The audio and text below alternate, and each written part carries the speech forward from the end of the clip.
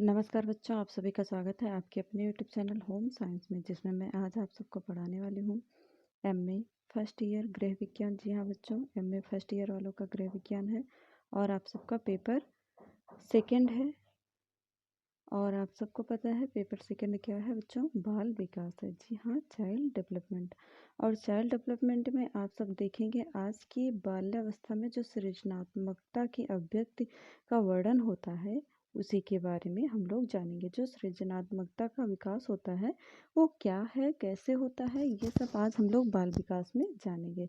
तो बच्चों, आप सबको पता होना चाहिए कि बाल्यावस्था बहुत ही इम्पोर्टेंट है, और जिन बच्चों ने अवस्थाओं के बारे में नहीं देखा है वो डिस्क्रिप्शन में जा कर के देख सकते हैं, जिसमें मैंने जन्म से पूर्व की अवस्थाएं और जन्म के बाद की अवस्थाओं पर जो वीडियो बनाया था वो डिस्क्रिप्शन में दे रखा है। तो बच्चों, वो वीडियो अवश्य देख लें, क्योंकि वो बहुत ही महत्वपूर्ण वीडियो है। सबसे पहले आपको ये जानना चाहिए कि कितने प्रकार की अवस्थाएं होती हैं। तो अब हम आज बाल्यावस्था में जो सृजनात्मक विकास है उसके बारे में जानेंगे। तो अभी तक जिन बच्चों ने चैनल को सब्सक्राइब नहीं किया, सब्सक्राइब कर लें। जिन्होंने वीडियो को शेयर नहीं किया, बच्चों वीडियो को शेयर किया करें, जिससे और भी बच्चों को इसका लाभ मिल सके। तो आगे बढ़ते हैं बच्चों। क्या है प्रश्न हमारा? बाल्यावस्था में सृजनात्मकता की अभिव्यक्ति का वर्णन कीजिए। तो सबसे पहला हमारा है नाटकीय खेल। जो बालक होता है, जो बाल्यावस्था का बालक होता है, वो क्या करेगा? नाटकीय खेल खेलेगा, जिसमें क्या होगा? इस प्रकार के खेलों का दूसरा नाम भी है। इस प्रकार के खेल जो होते हैं, खेलों का दूसरा नाम भी होता है नाटकीय खेल। इस प्रकार के खेलों में क्या करते हैं बच्चे?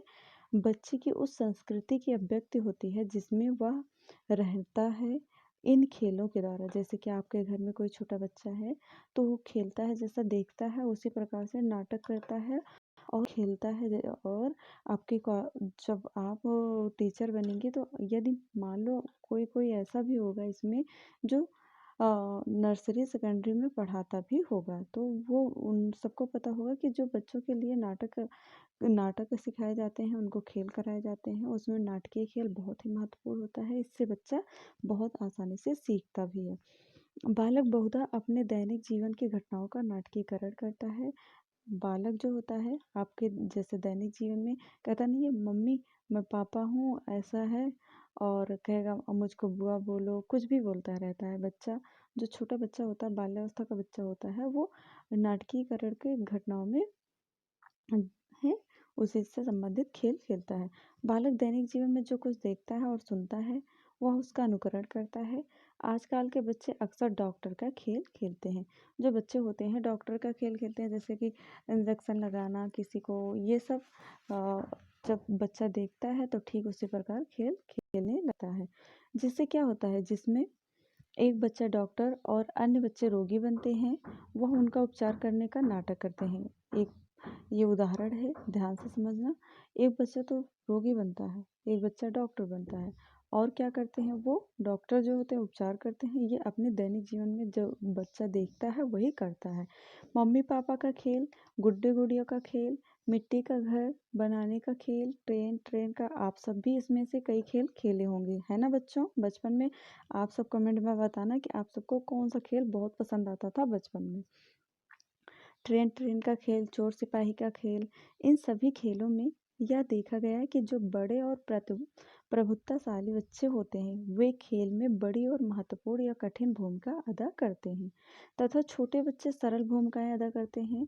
लड़कों की अपेक्षा लड़कियां अधिक नाटकीय खेल खेलती हैं, यह भी याद रखना।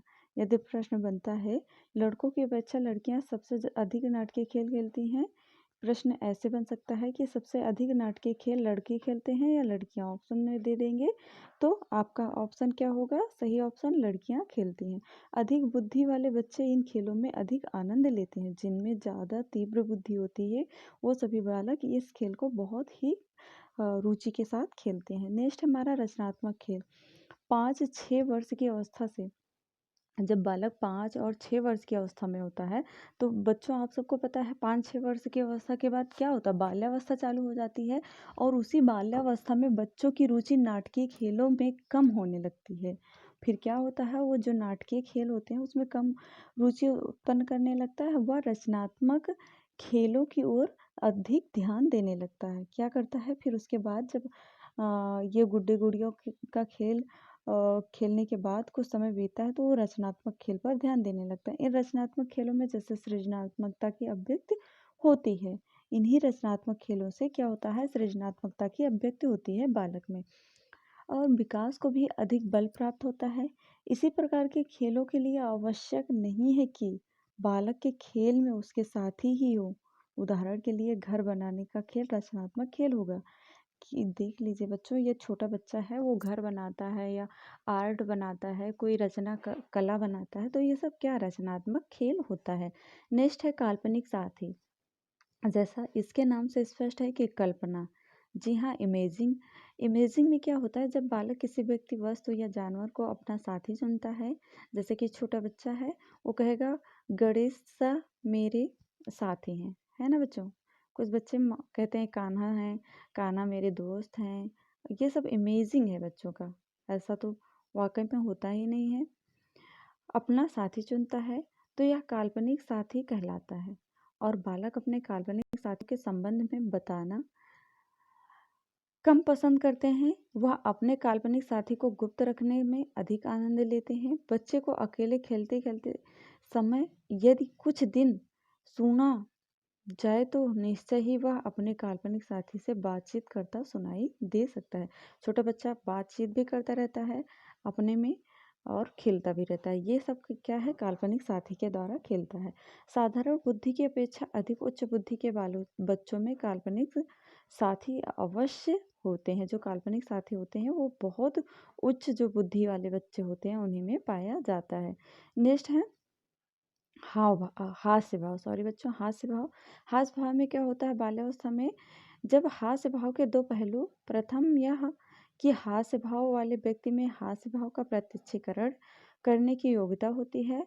दूसरे वह हास्य जो एक बार सुनने के बाद उसी भाव के साथ दोहरा देते हैं और बच्चे उन अनेक प्रकार के हास्य उत्पन्न कर सकते हैं। उदाहरण के लिए कभी वह शब्दों को गलत उच्चारण करके तो कभी तोड़ मरोड़ कर ऐसे बोलते हैं कि सुनने वाला हंस जाता है। यही हमारा हास्य भाव होता है। बच्चे तुतलाना, जैसे कहेंगे मम्मी खाना को कहेंगे काना दे दो, ऐसे अजीब तरह बोलते हैं। कुछ बच्चे तुतला कर बोलते हैं और कुछ बच्चे बोलना तो जानते हैं लेकिन वो अपने अंदर ऐसी फीलिंग ला करके बोलते हैं कि आप सब स्वयं हंसने लगेंगे, है ना बच्चों।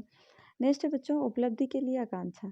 आकांक्षा का अर्थ होता है कि समान शक्ति या उपलब्धि के लिए आकांक्षा करना।